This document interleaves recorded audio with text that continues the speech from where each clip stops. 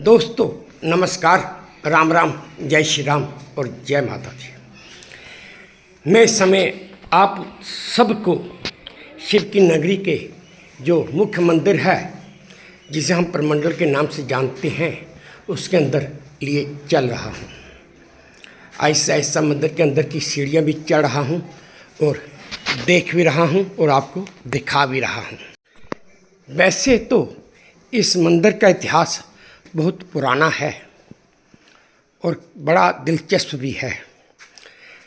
सबसे पहले मैं ये बता देता हूँ कि ये मंदिर 2507 साल पुराना है और इसे आज से 2507 साल पहले श्रीनगर में एक जगह है अवंतीपुरा, वहाँ के राजा हुआ करते थे, राजा अवंती वर्मन। उन्होंने इसका निर्माण करवाया था। ये भी एक दिलचस्प कहानी है। कहते हैं कि एक बार राजा अवंती वर्मन इस जगह शिकार खेलने आए थे और जहाँ पर एक कुंड भी है, वहाँ पर एक सियार पानी पी रहा था। ना जाने पर कौन सी जगह थी जहाँ से राजा ने उस सियार का निशाना लगाकर एक अपने धनुष से एक तीर छोड़ा था और वो तीर सीधा सियार के सिर पर आके लगा था और सियार वहीं पर ढेर हो गया, मर गया और उसी कुंड में जा गिरा। उसके बाद राजा अपने गांव लौट गया, अपने राज्य लौट गया। जिस समय राजा ने शिकार खेला था उस समय तक राजा के घर में कोई औलाद नहीं थी, लेकिन कुछ समय के पश्चात या कुछ सालों के बाद राजा के घर में एक लड़की ने जन्म लिया। जन्म लेते ही वो लड़की एक तो रोती बहुत ज़्यादा थी, दूसरा वो बीमार रहने लगी। आज से 2500 साल पुरानी बात है। उस समय के हकीमों ने या वैद्यों ने उसका इलाज तो काफ़ी किया, लेकिन वो लड़की किसी तरह भी ठीक नहीं हुई। फिर राजा और उसकी रानी ने उस लड़की की जन्म कुंडली किसी विद्वान पंडित को दिखाई तो उस विद्वान पंडित ने राजा से कहा, हे राजन, ये लड़की अपने पिछले जन्म में एक सयार थी और आपने ही इस सयार की हत्या की थी। आपने किसी जगह शिकार खेला था, उस समय ये सियार उस जगह पे पानी पी रहा था और वो वहीं पे दम तोड़ गया। अब राजा ने जब पंडित से पूछा, पंडित जी, मैंने आज तक हजारों जगह शिकार खेला, अब मुझे भी याद नहीं कि वो कौन सी जगह थी या वो कौन सी जगह है जहाँ पर मैंने सयार का शिकार किया था। तो आप कृपा करके मुझे उस जगह के बारे में कुछ थोड़ा सा बताएं। फिर उन विद्वान पंडितों ने राजा को इस जगह का पूरा इतिहास समझाया, पूरा इस जगह के बारे में बताया। तो राजा ने अपनी सेना दौड़ाई और पता करवाया कि क्या कोई जगह ऐसी थी जहां मैंने शिकार खेला था। तो दर्शकों, इस समय हम मंदिर में प्रवेश कर चुके हैं। तो मंदिर में प्रवेश करते ही बाईं तरफ जय भगवान गणेश जी की प्रतिमा स्थापित की गई है। आप दर्शन कर लीजिए, देख लीजिए और अगर हो सके तो प्रणाम भी कर लीजिए। गणेश प्रतिमा जी के दर्शन करने के बाद हमने भी ये आगे भी देखी हैं ये पिंडियाँ, लेकिन गौर आज पहली बार किया। तो ये मंदिर के पुजारी जी हैं, उनसे हमने पूछा भी कि इन पिंडियों के बारे में कुछ बताएं। तो उन्होंने कहा कि ये पिंडियाँ काफ़ी देर से हैं, अनंत काल से हैं। इनका कोई इतिहास किसी के बारे में इनको कुछ पता नहीं है, लेकिन उन्होंने बताया कि ये पहली पिंडी काल भैरव जी की है और ये दूसरी पिंडी बाल भैरव जी की है और ये तीसरी पिंडी बटुकनाथ भैरव जी की है। अब इनका इतिहास तो हमें ज़्यादा पता नहीं, तो चलिए हम आगे चलते हैं। तो दोस्तों, मैं आपको बता रहा था कि राजा ने अपनी सेना भेजी और इस जगह के बारे में पता करवाया। जब राजा की सेना इस जगह पहुंची तो उन्होंने जहाँ पे जिस शिवलिंग का जो कुंड है वो भी देखा और उसमें मरा हुआ वो सियार भी देखा। उस सियार को बाहर निकाला तो उन्होंने देखा कि जो तीर राजा ने चलाया था वो उस समय भी उसके सिर में लगा हुआ था। ये तो राजा को विद्वान पंडितों ने बताया था कि जब तक वो तीर उस सियार के सिर में लगा हुआ है तेरी बेटी कभी ठीक नहीं होगी। तो राजा ने अपनी सेना के द्वारा इस जगह का पता तो करवा लिया और ये भी पता कर लिया कि सियार भी वहाँ पे है, उसका कंकाल था, उसमें के सर में तीर भी लगा हुआ था। फिर राजा जहाँ पर खुद आया उसने आके उस कंकाल के सर से वो तीर निकाला। जैसे ही राजा ने तीर निकाला तो राजा की बेटी ठीक हो गई। तो राजा ने इस जगह की इतनी मान्यता की कि उसने जहाँ पर यह मंदिर बनवा दिया। यानी कि अगर देखें तो आज से 2500 साल पहले इस मंदिर का निर्माण इस हिसाब से राजा अवंती वर्मन ने किया था। ये भी कहते हैं कि इस कुंड में ऐसी भी एक धारणा है, मान्यता तो नहीं है लेकिन ये एक चमत्कार ही है, क्योंकि जब राजा ने उस कंकाल के सिर से तीर निकाला था तो उसी समय उसकी बेटी ठीक हो गई थी। ये जो कुंड है जहाँ पर वो सियार था, मैं आपको वो कुंड दिखा रहा हूँ, वो उसकी जगह भी आपको दिखा रहा हूँ। ये वो कुंड है, आप देख लीजिए। और इसके साथ जो नाग हैं ये भी अपने आप ही प्रकट हुए हुए हैं। इस कुंड की एक खास बात या खासियत ये है कि आप इसमें जितना मर्जी जल चढ़ा लें, इस कुंड का जल ना कभी कम होता है ना कभी बढ़ता है। अगर देखें जितना जल आपको नज़र आ रहा है इतना ही नज़र आएगा, ना ये जल कभी नीचे गया ना कभी ऊपर आया। आज तक इस इतिहास को या इस रहस्य को कोई भी नहीं जान पाया कि इतना जल चढ़ने के बाद भी ये जल जाता कहाँ है। अगर आप इसमें से कुछ जल निकालेंगे भी तब भी उसी समय भी अगर आप देखेंगे तो इस जल का जो लेवल है वो उतना ही रहता है, ना कम होता है ना बढ़ता है ना। एक अद्भुत बात तो है, चमत्कार भी है और एक ऐसा रहस्य भी है जिसको आज तक दुनिया की कोई भी शक्ति जान नहीं पाई है। और वैसे ये मंदिर देवका नदी के तट पर स्थित है। अगर माने यह इतिहास को देखें, इसी देवका नदी को आज की तारीख में लोग माँ पार्वती के रूप में देखते हैं और मानते भी हैं। इसीलिए अगर शिवलिंग यहाँ पर है तो माँ पार्वती के साथ ही है, उनसे अलग नहीं। एक बात। दूसरी बात, सबसे महत्वपूर्ण बात ये है कि ये शिवलिंग स्वयंभू शिवलिंग है। हमारे भारतवर्ष में स्वयंभू शिवलिंग शायद एक आध ही है। एक तो मैंने आपको यहाँ पे दिखा दिया और दूसरा शायद उत्तर भारत में यूपी में है। आपको मैं ये भी बता देता हूँ कि स्वयंभू शिवलिंग जिसके दर्शन करना बहुत मुश्किल हो जाता है, मिलते ही नहीं। इस जगह को परमंडल तो कहते हैं, लेकिन इसी जगह को छोटी काशी भी कहा जाता है। ये मैंने आपको इसमें वो शिवलिंग के दर्शन भी करवा दिए और आपको दिखा भी दिया। अब मैं आपको इस मंदिर के बाकी इतिहास के बारे में बताता हूँ। जहाँ पर भगवान शिव जी महाराज जी नाग रूप में ही विराजमान है, जहाँ लिंग रूप नहीं है, और ये स्वयं आप शंभु है। और इस कुंड में जो जल है इसके भीतर आप जितना मर्जी जल चढ़ाओ, ये जल ना तो कम ना तो ज्यादा, जितना है इतना कितना रहता है। सामने दर्शन अखंड दीप के। ये अखंड दीप आज से 2600 वर्ष पुराना दीप है जो 24 घंटे दिन रात चलता है और इसमें हर प्रकार का तेल डाला जाता है, खुशी का भी गमी का भी। सामने दर्शन भगवान शिव जी महाराज और माता पार्वती जी के, ये थे मेन मंदिर के मेन दर्शन। बोलो उमापति महादेव की जय। इसी मंदिर को उमापति मंदिर भी कहा जाता है। आप इधर आ जाओ। और इसी मंदिर को पार्वतीनाथ मंदिर भी कहा जाता है। मैं अब आपको इस समय कोई श्रद्धालु जल अर्पण कर रहे हैं, उसके बारे में वो वीडियो दिखा रहा हूँ, देख लीजिए। पंडित जी कैसे मंत्रोच्चारण कर रहे हैं और आपको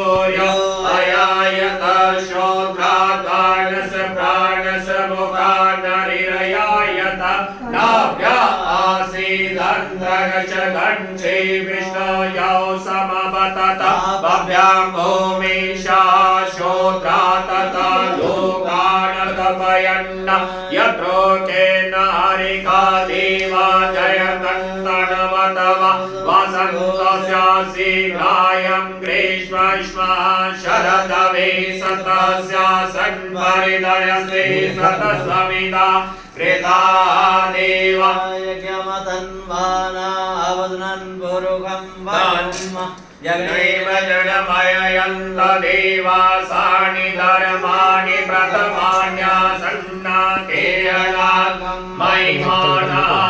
महिमाना पूर्वे साध्या सन्ति देवा अव्यः संप्रेता पृथ्वीरशास विश्वकर्मणा तमवदतास्ते तशतुष्टाभिरधोपमे तन्नवसते ततमायानमरे देवामे तन्पुरुगम् अन्तमायिजवर्णं तमसा परस्तात् तमेव विदिता किमुमेति नान्या भन्ताविततेरनाय प्रयापति शरदिघवि अन्तर्यायमानो बहुधाधिरायते तस्य योन्य परिपशन्ति देवा तस्मिन्नतसोणानि स्वायो देवे जो जातपति देवानां पुरोहितः पूर्वो यो देवे जो यातो नमो रुचाय ब्राह्मये रुचं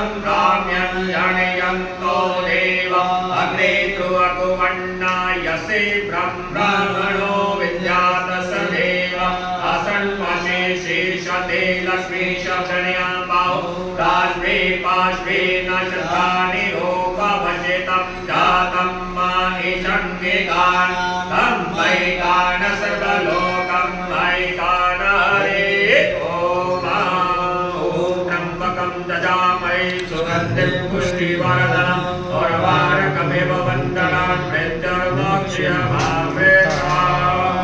इस भारतवर्ष में यही एक इकलौता मंदिर है जहाँ पर स्वयंभू शिवलिंग के सामने, बिल्कुल सामने, भैरवनाथ जी की मूर्ति स्थापित की गई है। बाकी किसी जगह भी भैरवनाथ जी की मूर्ति नहीं है। और इसके साथ ये उस सियार की तस्वीर, उस सियार की प्रतिमा लगाई गई है जिसका शिकार राजा अवंती वर्मन ने किया था। दोस्तों, अब मैं आपको इस मंदिर की परिक्रमा की ओर लिए चल रहा हूँ। इस पूरे मंदिर में 121 छोटे छोटे मंदिर बनाए गए हैं और हर एक मंदिर में 100 मतलब कि 121 मंदिरों में ये जो 100 छोटे छोटे 121 मंदिर हैं, हर एक मंदिर में एक छोटे छोटे शिवलिंग लगाए गए स्थापित किए गए हैं और हर एक मंदिर में एक रुद्र शिवलिंग भी है। पहला मंदिर आपने देख लिया, अब ये दूसरा मंदिर है, इसके साथ इसी तरह ये तीसरा मंदिर है। मैं कोशिश कर रहा हूँ कि पूरी की पूरी 121 मंदिर जो छोटे छोटे बनाए गए हैं, इनके जो शिवलिंग और लगाए गए हैं, इन सब की एक परिक्रमा आप भी देखते हुए मेरे साथ पूरी कर लें। इन शिवलिंगों में 11 हर एक मंदिर में 11 शिवलिंग हैं और इन 11 शिवलिंगों में एक रुद्र शिवलिंग भी है। यानी कि अगर आप ध्यान से देखें, जो हर जगह बीच में लगा हुआ है, जैसे ये मैं आपको दिखा रहा हूँ, ये रुद्र शिवलिंग है। ये 121 मंदिर हैं। ये शिवलिंग माँ जम्मू के पहले डोगरा राजा महाराजा गुलाब सिंह ने काशी से मंगवाए थे। उन्होंने जिनने ये शिवलिंग तो वैसे लाखों में मंगवाए थे, क्योंकि उनका इरादा था कि उत्तर वाहिनी और पनमंडल को एक ही कर दिया जाए, लेकिन कुछ कारण रहे होंगे जहाँ किसी और वजह से जहाँ दुर्भाग्यवश वो ऐसा कर नहीं पाए और इन शिवलिंगों में से 1437 यानी कि 1437 शिवलिंग इस मंदिर में स्थापित किए गए हैं। एक और बात मैं आपको बता दूं दर्शकों, वो ये कि अगर इस मंदिर में कोई रुद्राभिषेक की पूजा करता है, आप माने या न माने, उस पूजा का फल उसे तत्काल मिलता है। तत्काल मतलब कि जैसा आप कभी किसी जगह यात्रा करने जा रहे हैं तो ट्रेन में चढ़ना है, तो ट्रेन की बुकिंग या रिजर्वेशन आपके पास नहीं, आप स्टेशन पर जाते हैं और टिकट खरीदते हैं, उसी समय ट्रेन में बैठ जाते हैं। बस उसी तरह इस मंदिर में रुद्राभिषेक की पूजा करवाने से या होने से आपको उस पूजा का परिणाम तत्काल मिलेगा। इस बात का प्रमाण मैं खुद अपनी आँखों से देख चुका हूँ। यानी कि मैंने खुद अपनी एक रुद्राभिषेक पूजा इस मंदिर में करवाई थी और पंडित जी ने मुझे बोला था कि अगर आप पूजा करवाते हैं तो आपको उस पूजा का परिणाम तत्काल मिलेगा। और आप यकीन माने या ना माने, वैसा ही हुआ कि मुझे परिणाम तत्काल मिल ही गया। ये आपको मैं अब सारे शिवलिंगों के दर्शन करवा रहा हूँ। आप ये देख लीजिए, क्योंकि बीच में ये जल की धारा बहने वाली एक नाली नुमा बनी हुई है, तो हमारे सनातन में कहते हैं कि इसे क्रॉस नहीं किया जाता, इसलिए मैं इसे क्रॉस नहीं कर रहा और यहीं पर खड़े होकर मैं आपको ये सारी शिवलिंग दिखा रहा हूँ। ये शिवलिंग आप देख लीजिए, और अगर आप देखना चाहें, देख रहे हैं, तो मैं आपको ये पूरे शिवलिंग इस मंदिर में जो स्थापित हैं सारे के सारे दिखाता जा रहा हूँ। ये अब आप देख लीजिए कि एक ही लाइन में कैसे सारे के सारे ये शिवलिंग लगे हुए हैं और रुद्र शिवलिंग भी इसके बीच में स्थापित है। मैं कोशिश तो कर रहा हूँ कि आपको पूरा व्यू दे पाऊँ। हाँ, कितना कामयाब होता हूँ या कितना नहीं, ये तो आप खुद ही देखकर फैसला कीजिएगा। मेरी तो कोशिश यही होगी कि आपको अच्छी तरह से नज़र आए और आपको ये बनाया हुआ वीडियो भी अच्छा लगे। दोस्तों, इस मंदिर की मान्यता तो बहुत है। हर मत्स्या को, सोमवार की जो मत्स्या होती है, मैं उस मत्स्या की बात नहीं करता, हर मत्स्या को, हर इतवार को और हर सोमवार को इस मंदिर में एक विशेष रस होता है। विशेष रस मतलब कि इतनी ज़्यादा पब्लिक होती है कि पैर रखने की जगह नहीं होती। इस मंदिर की मान्यता ही ऐसी है कि इसमें पैर रखने की जगह नहीं होती है। तो दोस्तों, ये था इस मंदिर का कुछ इतिहास जो मैंने आपको थोड़ा बहुत बताया। अगर आप ये देखें, जैसे मैंने आपको पहले बताया कि 121 मंदिर जहाँ पर बने हुए हैं, तो अगर आप ये सारे गुंबद भी गिनेंगे तो ये पूरे गुंबद 121 ही आपको नज़र आएंगे। हालांकि मैंने आपको अंदर से शिवलिंग दिखाए थे, गुंबद तो सारे नहीं दिखाए थे, लेकिन फिर भी चलो कुछ गुंबद दिखा देता हूँ। जहाँ पर से भी मैं आपको ये पूरे गुंबद, मंदिर के गुंबद दिखाने की कोशिश कर रहा हूँ, आप देख लीजिए। अब मैं आपको मंदिर के दूसरी तरफ लिए चलता हूँ, जहाँ पर कुछ और शिवलिंग स्थापित हैं। यही छोटे शिवलिंग हैं, वही 121 जो छोटे मंदिर हैं उन्हीं में से ये भी हैं। ये आप देख लीजिए और अपनी अपनी श्रद्धा के अनुसार जैसा आप प्रणाम करना चाहें कर भी सकते। दोस्तों, ये जो आप द्वार पर लिखा श्री उमापति महादेव जी ये मंदिर देख रहे हैं, इस मंदिर के साथ जो मंदिर राजा अवंती वर्मन ने बनाया था वो मंदिर ये रहा। हाँ, इसके ऊपर जो सोने की परत चढ़ाई गई है ये पंजाब के राजा महाराजा रणजीत सिंह ने चढ़ाई थी।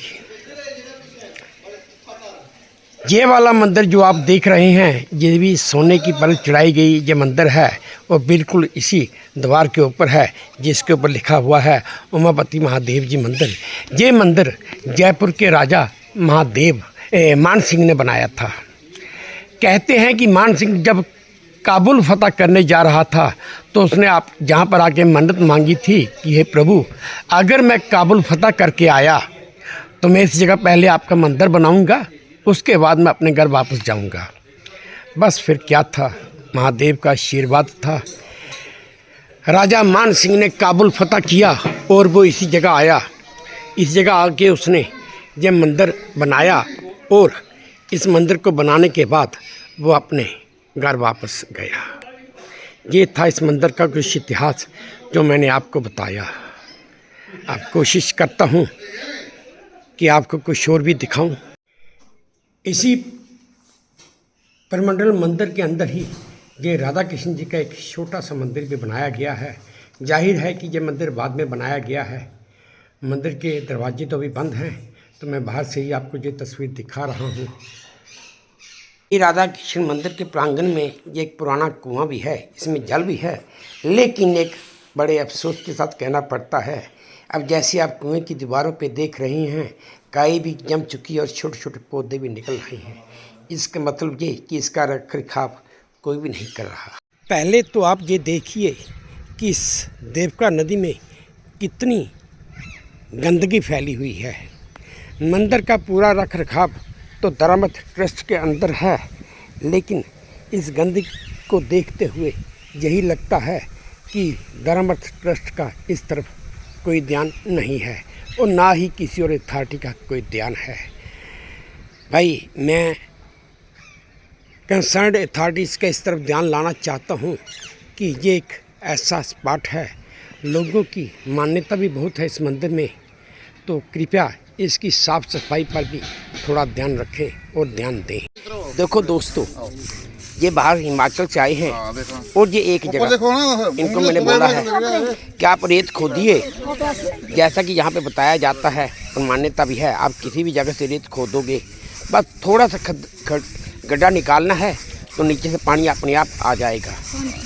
ये आपके सामने इन्होंने रेत खोदनी शुरू की है और कितनी देर में पानी आता है ये आप देख लीजिए।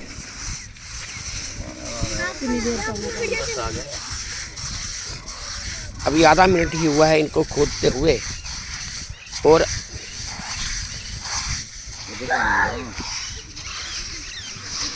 ये देखते जाइए आप।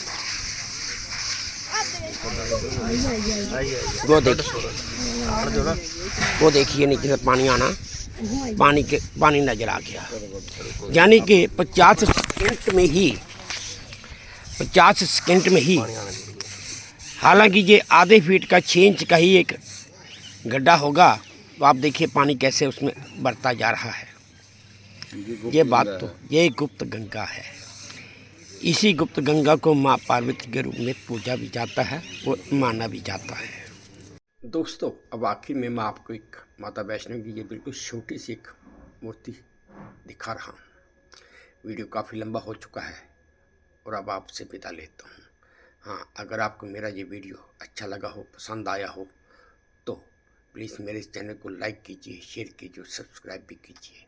इसी उम्मीद के साथ आपसे विदा लेता हूँ कि आप अपना भी ध्यान रखेंगे, अपने इस देश का भी ध्यान रखेंगे। जय भारत। धन्यवाद।